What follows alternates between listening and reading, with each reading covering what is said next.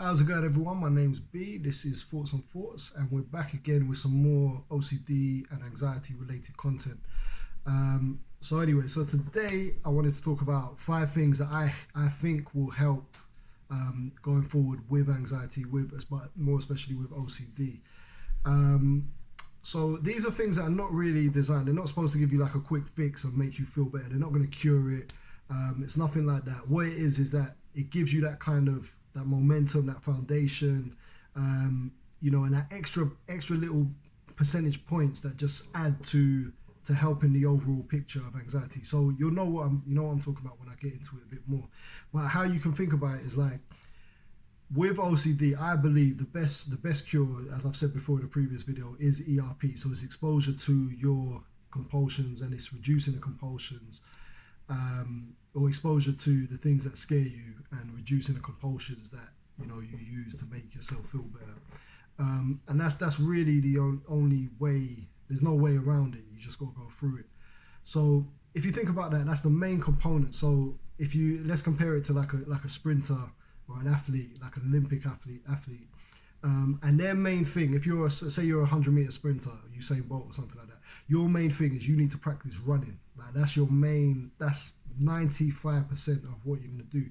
But if you work on your diet, if you work on training different areas, maybe your mentality, create a winning mentality, whatever. All these things that by themselves are not gonna help you run faster. Like you can't just rely on them. But they set a kind of a foundation, a way of living, a way of being, which encourages you to be a faster runner. And in our case, it will encourage us. What I'm going to say, it will encourage us, and will develop habits and develop a lifestyle that enables a perfect, like not perfect, but a good foundation for you to recover. So let's crack into it, man. After that little spiel. So first of all, what I would recommend is the gym. So whatever you want to do, whether it's cardio, whether it's weight training, whether it's you want to do classes or whatever, if you can pick up a routine that involves going to the gym, involves getting out of the house, number one, and something that you enjoy. So it has to be something that you like doing, and you see progress and you get achievement and this kind of thing. And what this does is it releases, just exercise by itself releases endorphins. It makes you feel good. It makes you feel better about yourself. Like there's so many times that I've been to the gym, and because I've got a habit and I've got a routine. I go 3 or 4 times a week, and it's just like sometimes I might even be feeling bad, but I say to myself, no, I have to go. This is what I'm doing. I don't even want to see anyone. I don't want to interact or whatever. But when I get to the gym and I start working out a little bit, I feel my body tends to feel good, and that's what we're doing. It's like we're trying to say to our mind, to our brain, that OCD doesn't really matter. Like we do actually feel good. Like we do feel how we want to feel, and we're almost trying to trick the brain. So if your body feels good and there's good chemicals being released into your mind through doing exercise, then obviously you're telling your brain that OCD isn't as much of a problem. It distracts you as well from OCD. It gives you something to focus on other than the thoughts. So when you're at the gym, it's hard actually to focus on OCD. Obviously it's in the back of your mind or whatever, but if you're there and you're lifting weights or you're doing classes or someone's shouting at you, maybe a personal trainer shouting at you, it's hard to really just sit down and focus on OCD. So it gives you a positive distraction. Obviously take all of these with a pinch of what do you call it, a pinch of like, you don't want to overdo it, is what I'm saying.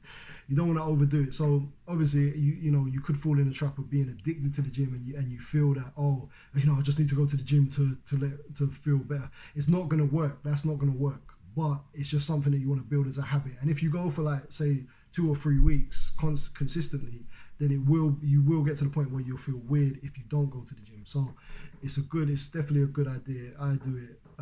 I've done it for the last 5 years or something like that, and it's like I said, it just you feel better about your body. You feel good when you go to the gym, and it's just a good way to spend your time rather than sitting down and thinking or distracting yourself or avoiding stuff or whatever. So that's that. So number 2, following on from that, is if you take up a new sport or a new hobby. So a new sport, I like sports probably more than hobbies, so that's why I say sport. But sport's good because again you get the benefits of the endorphins, serotonin being released into your brain that make you feel good, without negative consequences, with only positive consequences. But also with, if you take up a new sport, say you take up football or basketball, or I've recently taken up boxing, what you find is that you have to engage with a lot more people. So you get that. So because most anxiety, most OCD, it stops you from meeting or wanting to meet new people or talk to people or whatever, and you can kind of get trapped into a box, just want to stay at home or whatever. So when you do this, it's like there's no pressure on it because you're there for the sport. But the side effects of that is that also you get to interact with people, you get to talk to people, you get to be a bit more normal. You're not stuck in your head as much, and also obviously you want to like the sport. So if you like the sport, you get a good sense of achievement from that. You learn something new if it's a new sport. For me, it's like I said, it's boxing, so I'm learning a lot from that, and I'm getting punched in the head sometimes as well, but that's all right. So it's like you learn a new skill. So again, your focus is shifted onto that, rather than being shifted on, did I hurt this person? Is this clean? Whatever your OCD worries are, you're kind of shifting that, and you're doing it in spite of these thoughts, because when you're there, like if you're playing football, you have to just play football. You haven't really got time to worry about stuff. So it gives you, again, not necessarily I'm saying you'll be absent from it, but it switches your focus from it, and it's a positive distraction, and plus you get to talk to people, and yeah, there's lots of good stuff about that. Next, again, following from that, because once you get into gym, and once maybe if you do a sport, you might want to look at your diet.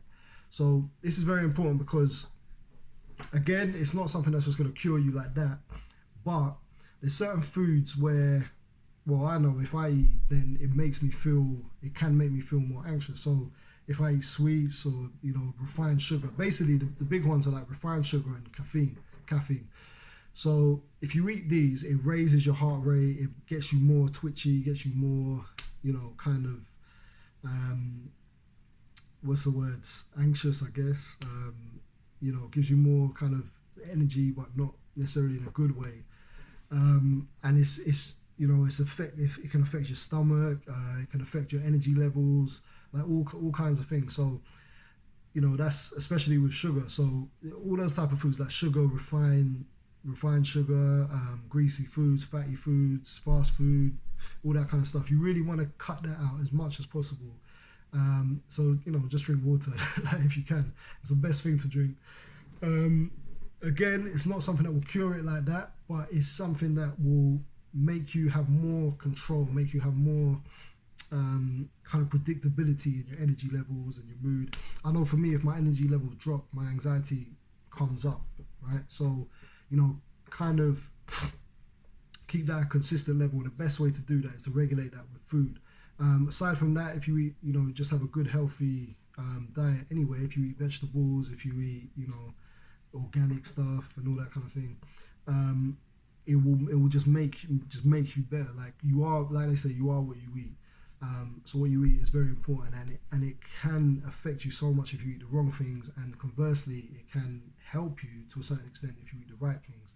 But again, it's not a cure-all. It's not going to solve all your problems. ERP will help with that. But it's just setting the foundation and setting a lifestyle that is going to help you. Like, these tips will help anyone anyway, regardless of if you've got OCD or not. They would probably help you anyway. But specifically, if you've got OCD, you're more inclined to go down negative routes. And also, when you feel bad, when OCD is kind of kicking your ass one day, you might think, I just want to sit at home, watch TV, and eat ice cream or eat sweets or crisps or whatever. And if you have if you've maintained and have a consistent healthy lifestyle, it's harder to do that. It's harder to fall into that trap, because once you're in that trap, it's really hard to get out of that. So once you're on the couch and you're not doing nothing, and it's hard to get yourself. The longer you do that, the harder it gets to get yourself up and get yourself out. So if your energy levels are good, if you're eating well, you're going to the gym, you're doing all that kind of stuff, it's harder to fall down that trap. And to be honest, man, like I used to fall in that trap a lot. Like, you know, I'll just be like, oh, I don't want to go out. I just want to, you know, just buy crisps and order food, and I still order food sometimes, but you know, I just want to do that and not come out and blah blah blah. And now I don't really, because you know, I know that I have to go gym, I know that I have to go boxing, I know that, you know, I've got to eat well and all this kind of stuff. You know, it's almost like I can't fall in that trap, you know, because you can't really do it. It's when you're doing nothing, when you've got nothing to do, that's when it's easier to fall into that trap. So yeah, so fix up the diet. And then finally, number 5, I would say chat to a friend or family member at least once a day. So again, it's easy to fall in that trap where you don't want to talk to no one. You know, you just want to be by yourself and all that kind of stuff. And you still, it's not bad to be by yourself, but it's bad if you're doing it out of avoidance. So this is why I say, like, just make the effort to call someone, you know, someone that you like, not just random people. Just go through the phone, but no, don't do that.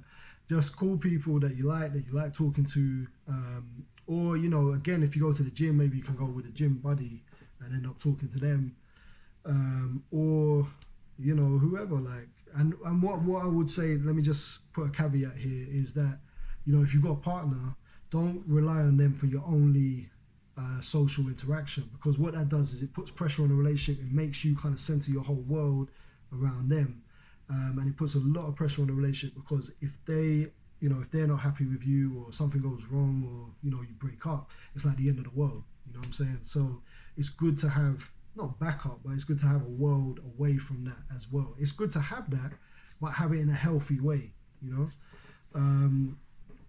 So yeah, so definitely, so yeah, just make an effort to say, all right, cool, I'm gonna call someone different. Don't call the same person, because they'll probably be sick of me. Oh, fuck, this guy again, or this girl again. Jeez, that's 21 days in a row now.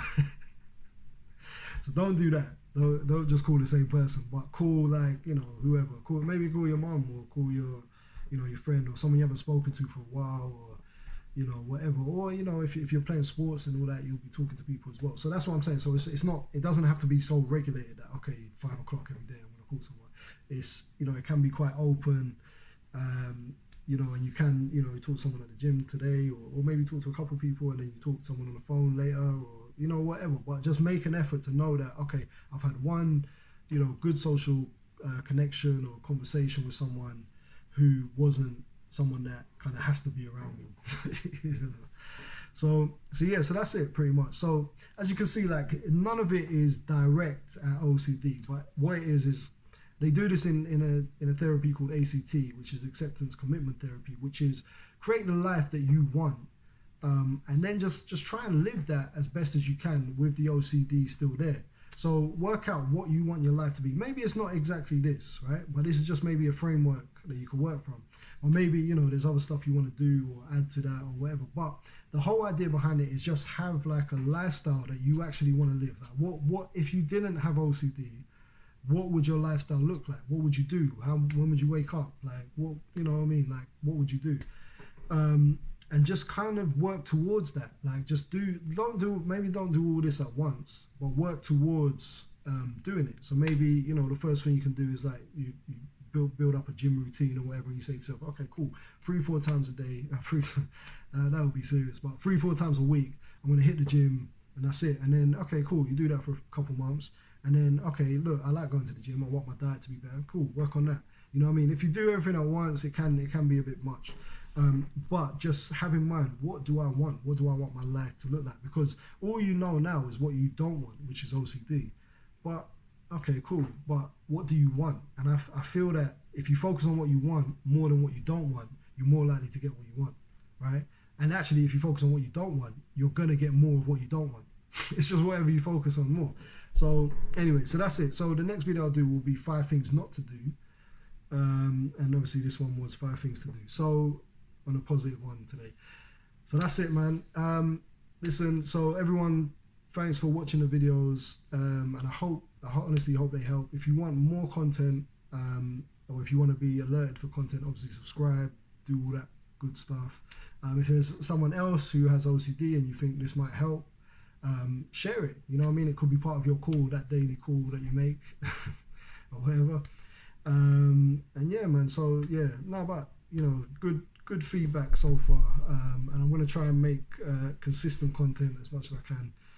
And hopefully it's helping. If it helps one person, it's all good, man. So yeah, that's it for now. I'll see you next time.